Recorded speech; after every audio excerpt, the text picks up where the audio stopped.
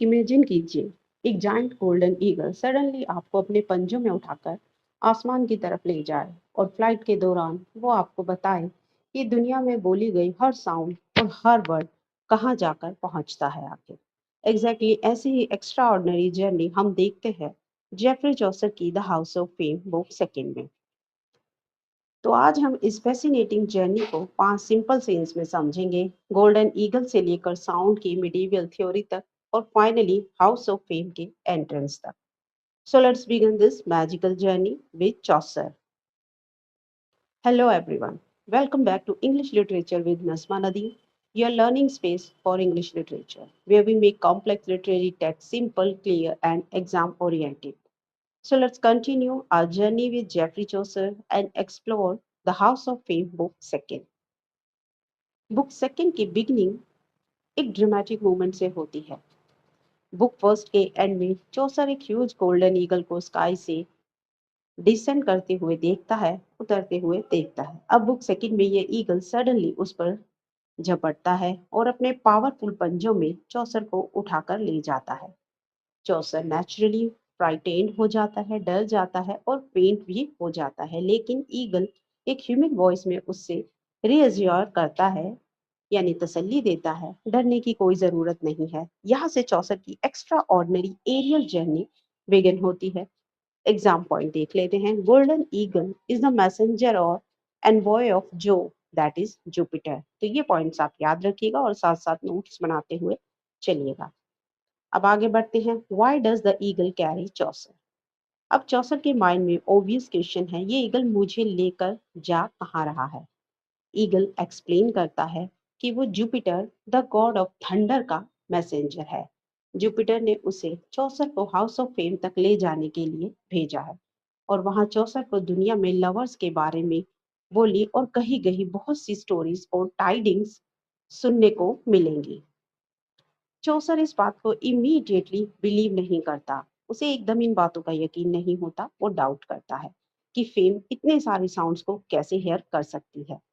और यहीं से बुक सेकंड का मोस्ट इंपॉर्टेंट डिस्कशन शुरू होता है, बिगिन होता है। The nature and the movement of sound. The eagle explains sound. Eagle Chaucer को साउंड का एक फैसिनेटिंग मिडीवल एक्सप्लेनेशन देता है, समझाता है। उसके according sound is broken air, यानी साउंड एयर की मूवमेंट से क्रिएट होती है। ईगल एक ब्यूटीफुल एग्जाम्पल देता है। इमेजिन कीजिए, आपने एक स्टोन को वाटर में, यानी एक पत्थर को पानी में थ्रो किया, फेंक दिया।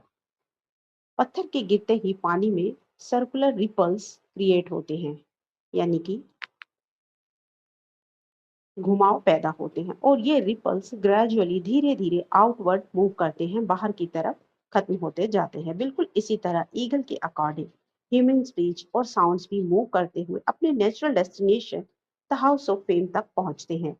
ये मॉडर्न साइंस नहीं है, बल्कि मिडिवल नेचुरल फिलोसफी का पार्ट है। अब यहाँ पर एग्जाम पॉइंट समझते हैं। बुक सेकंड में साउंड को एक्सप्लेन करने के लिए रिपल्स ऑन वाटर का फेमस एनालॉग भी दिया गया है, तो ये याद रखिएगा। Move to the next, journey through the sky. अब ईगल चौसर को एक और हायर लेवल पर ले जाता है। नीचे चौसर को फील्ड्स, हिल्स, रिवर्स, टाउन्स और समंदर दिखाई देते हैं। धीरे धीरे अर्थ इतनी छोटी होने लगती है, दिखाई देने लगती है छोटी, जैसे एक टाइनी पॉइंट। फिर चौसर स्काई और सेलेस्टियल वर्ल्ड की तरफ देखता है। Zodiac, milky way, clouds, snow and rain जैसे एलिमेंट्स उसके सामने आते हैं। यहाँ चौसर अपनी लर्निंग को भी रिमेम्बर करता है। वो बोथायस और मार्शियनस कैपेला जैसे लर्न राइटर्स की एस्ट्रोनॉमिकल आइडियाज को रिकॉल करता है, याद करता है। ईगल उसे स्टार्स के नेम्स, सितारों के नाम और एस्ट्रोनॉमी के बारे में और बताना चाहता है, लेकिन चौसर कहता है कि वो अब इतना लर्न करने के मूड में नहीं है। अब यहाँ पर एग्जाम पॉइंट समझते हैं। बुक सेकंड में Boethius, astronomy, medieval cosmology and natural philosophy की रेफरेंसेस इंपॉर्टेंट हैं, आप इन्हें याद रखिएगा। Towards the house of Fame, finally Chaucer को एक ट्रेमेंडस साउंड सुनाई देती है, जैसे सी की वेव्स चट्टानों से टकरा रही हों। ईगल बताता है कि ये एक्चुअली दुनिया भर की स्पीचेस और साउंड्स है जो हाउस ऑफ फेम की तरफ ट्रेवल कर रहे हैं। अब जर्नी अपने डेस्टिनेशन के बिल्कुल पास पहुंच चुकी है।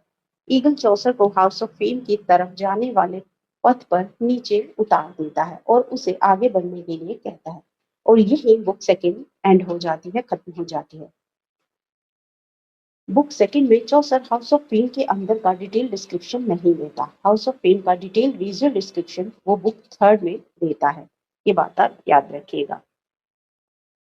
सो बुक सेकंड को सिर्फ एक मैजिकल फ्लाइट समझना मिस्टेक है। ये actually sound, language, knowledge, medieval science of fame के रिलेशनशिप को एक्सप्लोर करती है। Golden eagle becomes Chaucer's guide and teacher और उसकी जर्नी उसे ऑर्डिनरी वर्ल्ड से एक और एक्स्ट्रा ऑर्डिनरी इंटेलेक्चुअल वर्ल्ड की तरफ ले जाती है। Remember these five exam keywords: Golden Eagle, Jupiter, Sound, Medieval, Natural Philosophy, House of Fame.